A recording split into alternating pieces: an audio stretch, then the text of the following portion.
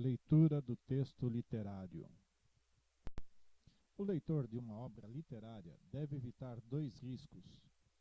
O primeiro é o de buscar uma única interpretação legítima e verdadeira de um texto literário.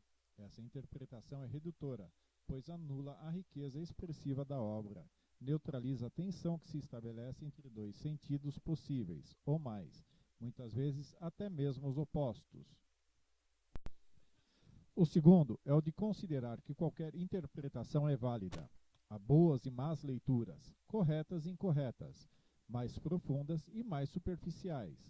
Uma interpretação só terá validade se for sustentada por elementos do texto, pelas possibilidades de leituras que ele mesmo oferece. Há, portanto, diferentes níveis de leitura de um texto literário. Esquematizando, diremos que são basicamente dois. A leitura superficial ou horizontal, que se limita à compreensão dos elementos mais imediatos e concretos do texto.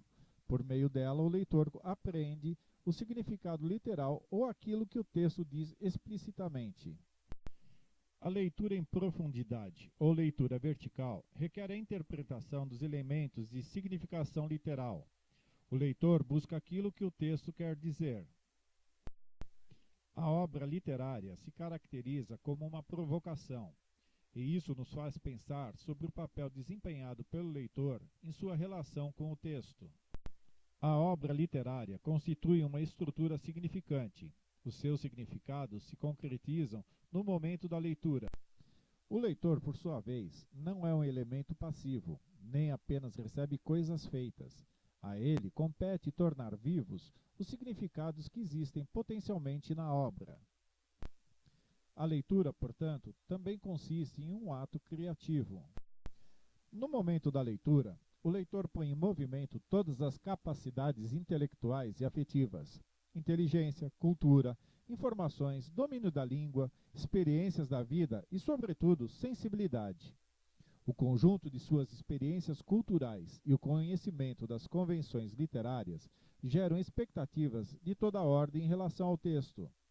O prazer da leitura pode advir tanto da satisfação dessas expectativas, quanto das surpresas provocadas por desdobramentos inesperados.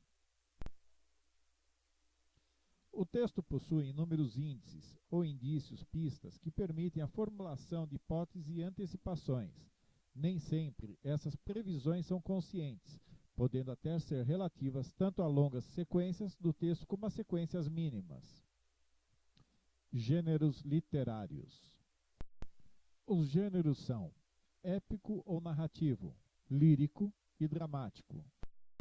A primeira tentativa de sistematização das formas literárias teria sido feita pelo filósofo Aristóteles, por meio da observação dos elementos estáveis dos textos literários.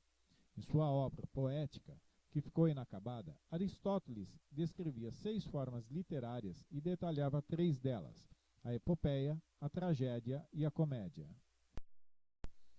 As categorias descritivas de Aristóteles serviram de base a outros estudiosos da literatura. Durante o Renascimento, as teorias poéticas italianas incluíram a poesia lírica entre as formas descritas por Aristóteles.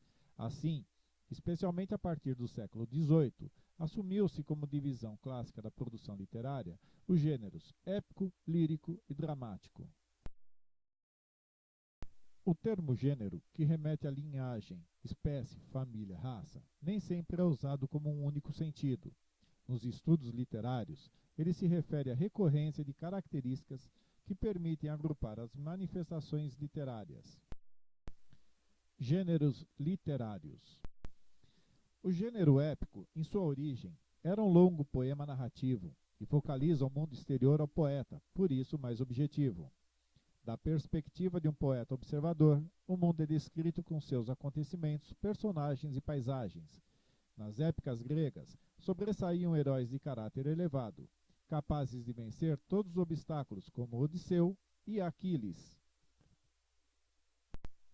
O maior poeta épico grego foi Homero, autor dos poemas Odisseia e Ilíada, que se baseiam numa longa tradição oral e só assumiram forma escrita no final do século VI a.C. Na Ilíada, Homero narra o cerco à cidade de Troia, o qual durou 10 anos. Já na Odisseia, o poeta narra as aventuras do herói Odisseu, ou Ulisses, ao retornar à sua casa após o término da Guerra de Troia. Características do gênero épico. Podemos definir a obra narrativa como relato de acontecimentos, imaginários ou não, que se sucedem no tempo e se situam no espaço, envolvendo um ou mais dos personagens. O elemento central da narrativa é a ação, sequência de acontecimentos unidos por relações de causa e efeito que formam um enredo. Ela se desenvolve em determinado tempo e espaço, progredindo até o seu desfecho graças a um conflito, a oposição entre duas forças ou personagens. Quando o conflito transcorre na mente da personagem, a ação é interior. Quando ocorre no embate entre uma personagem e uma força externa, tem-se a ação exterior. O tempo da narrativa, por definição, é o passado, pois o narrador, em geral, conta o que já aconteceu. O caso foi assim, era uma vez. Naturalmente, esse passado pode ser muito recente, e os acontecimentos podem ainda estar em processo, atingindo o presente do narrador. Por outro lado, não se deve confundir esse passado com o tempo verbal utilizado pelo narrador. Com muita frequência se usa o verbo no presente, como se o fato passado estivesse acontecendo no momento em que é narrado. Outra característica essencial desse gênero é a presença de um narrador, que não deve ser confundido com o autor da obra. O narrador é um elemento intrínseco ao texto criado pelo autor. Há inúmeros subgêneros narrativos: romance, conto, novela, poema épico, crônica, fábula. Tipos de narrador. Para contar uma história, o narrador pode se posicionar de maneira diversas. Assim, dependendo da perspectiva do narrador, uma obra literária pode ter foco narrativo em terceira pessoa, quando o narrador é apenas uma voz que não se identifica. Em outras palavras, quando o narrador não é um personagem.